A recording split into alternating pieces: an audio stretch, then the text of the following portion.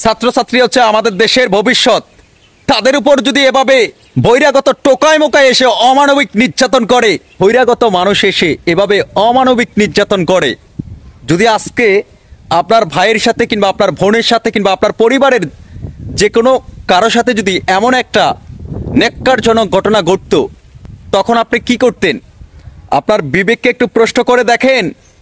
এবারে আপনি বহিরাগত একটা মানুষ গিয়ে ঢাকা ইউনিভার্সিটি, যেটা পুরো বাংলাদেশের সুনামধন্য একটা বিদ্যাপীঠ, সেখানে ছাত্রছাত্রীদের উপর এভাবে অমানবিক নির্যাতন করেন, আপনার বিবেক কোথায়?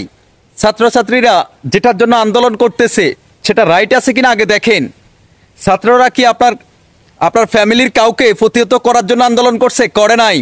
ছাত্ররা করতেছে যে তাদের মেধা শ্রম দিয়ে কষ্ট করে পরিশ্রম করে যখন একটা ছেলে পড়াশোনা শেষ করার পরে কোঠার বিচার না করে যেন মেধার বিচার হয়, মেধার যেন মুক্তি পায়, সেটার জন্য তো ছাত্ররা আন্দোলন করতেছে।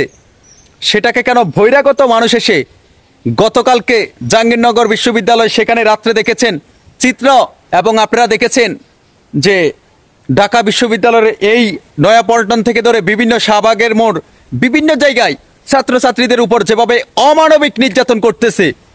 আমার তো এই সমস্ত দৃশ্যগুলো দেখার পরে নিজের বিবেকের কাছে নিজে প্রশ্ন করে দেখলাম যে আসলে ওদের পেয়ে যে অমানবিক নির্যাতনটা করতেছে, কেন করতেছে?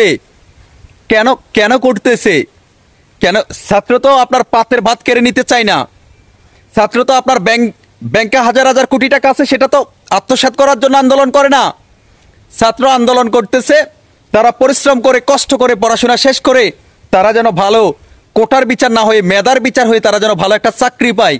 আজকে সেই ছাত্রদের উপর বহিরাগত ছেলেপেলে এসে বিভিন্ন জায়গা থেকে টোকায় মোকায় এসে ছাত্রদের উপর হামলা করে।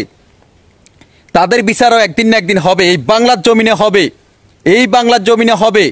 বঙ্গবন্ধু শেখ মুজিবুর রহমান বলেছেন যে মানুষের যদি কখনো অধপতন আসে, তখন মানুষের নিজের পায়ের সাথে পায়েও বাড়ি লেগে মানুষের অধপতন হয়। যারা এগুলার পিছনে কর্তৃত্ব করে আজকে ছাত্রদের উপর এভাবে নির্যাতন করান, তাদেরও বিচার হবে, তাদেরও বিচার হবে। তাদের বিচার আর থাকবে না, তাদের বিচার হবে। যারা সাধারণ ছাত্রছাত্রী আছেন তারা বিভিন্ন জায়গায় রাস্তাঘাট বন্ধ করে অবরোধ করতেছেন, কেন করতেছে? আজকে দেশের হাজার হাজার কোটি টাকা লস হচ্ছে।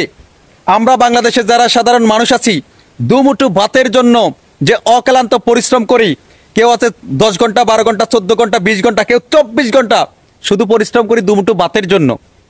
দুমুঠো ভাত খাবো শুধু, আরও আছে 10টা 20টা গাড়ি বাড়ি আছে, কোনো সমস্যা নেই, তারপরও তারা অন্যের হক মারা থেকে বিরত থাকে না, চলমান রাখছে তাদের অন্যের হক মারা।